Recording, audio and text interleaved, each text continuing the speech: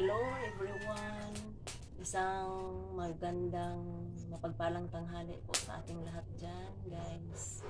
Ito ako muli dito sa may bandang second floor ng aming bahay. Kumusta na pala kayong lahat na mga televiewers ko, guys? Ang init-init dito sa may second floor. Andito ako ngayon sa may second floor, guys. Ito na naman, nag-ano na naman ako ulit ng gumagawa ng gulay. Nilalaga ko itong gulay na munggo. Ilalaga ko siya hanggat lumambot. Dito ko siya ipinaprocess sa may second floor, guys, kasi nga nagtitipid kami ng aming gasol. Kaya dito ko siya sinasaing sa kahoy. Ito, papakita ko. Itong nilalaga kong munggo. Munggo ito.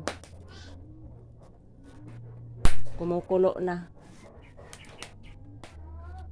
Hinihintay ko hanggang lumambot itong munggo. Pagkatapos nito, pag lumambot na to, ibababa ko ito. Doon ko na siya ipagpapatuloy ng pagluluto. Gagataan, lalagyan ng mga green leafy vegetables, tsaka lalagyan ng pampalasa, asin, bitsin, at saka yung ano niya, sahog. Ito, guys, ipapakita ko.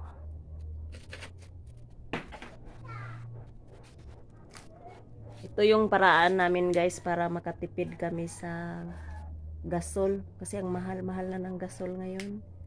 Kaya ito, gumagamit na lang ako ng firewoods, kahoy, sa pagluluto. Magandang epekto to sa katawan kumpara sa gasol.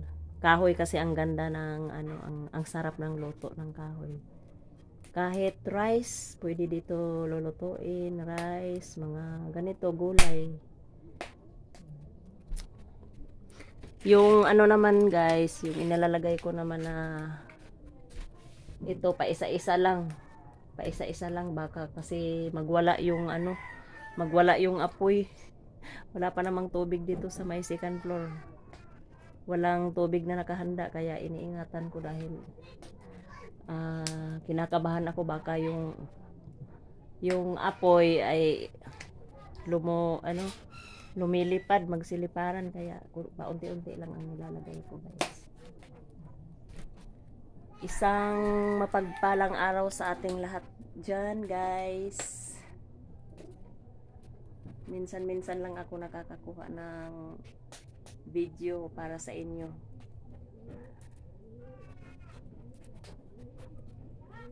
Kumusta na kayong lahat dyan? Salamat sa mga nananatiling subscribers sa aking YouTube channel. Yung iba bumitaw, hindi nagpatuloy dahil siguro na nainip yung ibang mga viewers ko dahil minsan lang ako nakakapag-upload. Pagtiyagaan nyo na lang tong channel ko, kahit paminsan-minsan nandito lang naman din ako. So suportahan nyo ako, guys, sa aking YouTube channel. Malapit na tong lumambot.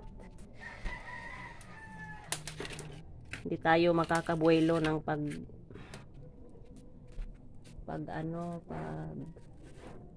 paglalagay nitong kahoy, baka kumulyanap yung yung apoy. Dito kasi sa second floors kapag tanghali, guys, ang init-init ng ng araw. Lumalamig lang dito sa pagdating ng mga 5 PM hanggat gabi. Ang sarap ng hangin, presko. Kapag ganito, tanghaling tapat, ang init ng siningaw. Kaya pawis na pawis ako dito.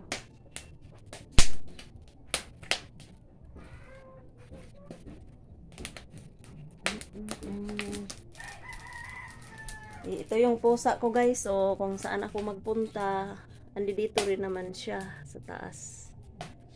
Bumubuntot-buntot sa akin. Mamaya pag baba ko, bababa din siya.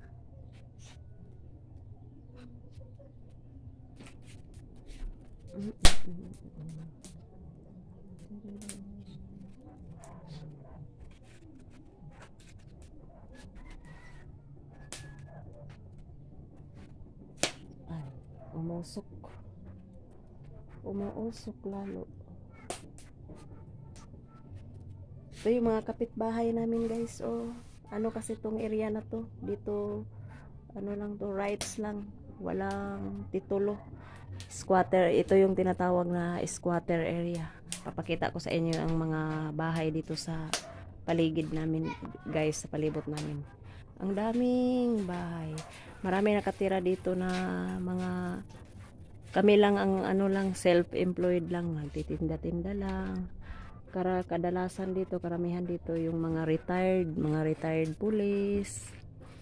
Meron dito mga sundalo, mga magagandang bahay, pero dito mismo sa amin yung mga katabi talaga namin, mga ano lang na bahay.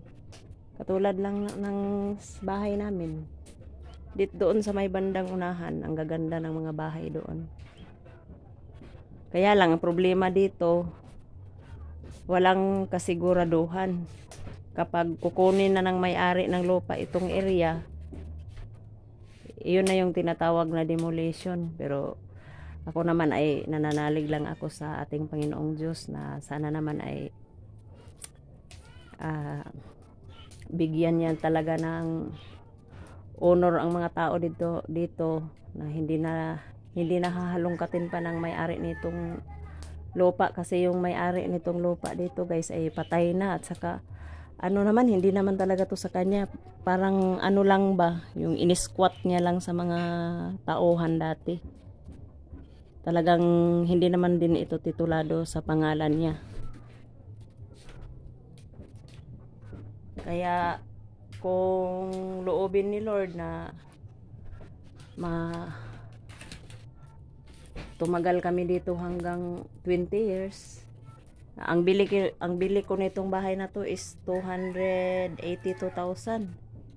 So kung loobin ni Lord na bibigyan kami ng pagkakataon na hindi pa kukunin ng may-ari, hindi naman talaga may-ari yon, yung ano lang, inangkin niya lang to. Siguro naman mababa, ano na to, sulit na kung aabot kami ng 20 years dito. Sulit naman yung binayad kong 282. So parang gano'n na rin, parang nag-ano lang kami dito, nagrenta.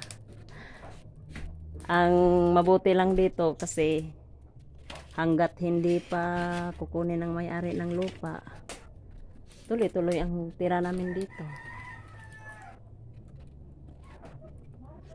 Magdasal lang sa Panginoon na talagang ipagkaloob na lang sa amin tong lupa na to, kasi yung mga dating mga nakatira dito guys, umabot na sila ng 50 years.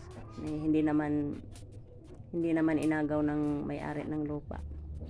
Kasi yung may-ari talaga ng lupa dito, hindi naman talaga nakapangalan sa kanya ito. Bali, inangkin niya lang naman din ito. Hindi rin titulado sa kanya. At saka, yung mga anak niya, patay na rin. Siguro yung mga natitira na lang, yung mga apo na lang. Ito, yung bahay na binili ko, ano na to, pangatlo na akong may-ari nito. Pangatlo na.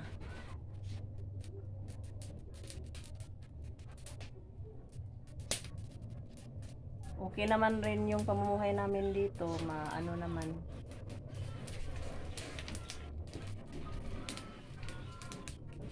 Hindi naman masyadong magipit kasi ito nga, nakapagpahinga ng pagre-renta. Dati nagre-renta lang ako ng bahay guys. Ngayon, sarili ko na to, hindi na ako nagrenta.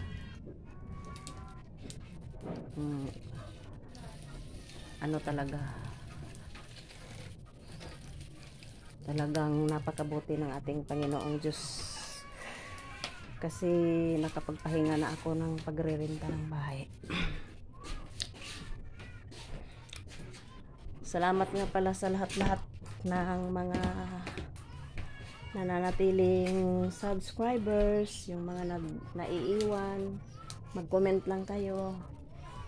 Sana pagpalain tayo lagi ng ating Panginoong Diyos at saka magpapasalamat tayo sa pang-araw-araw natin na buhay. Goodbye! See you on my next video here in my YouTube channel. Thank you!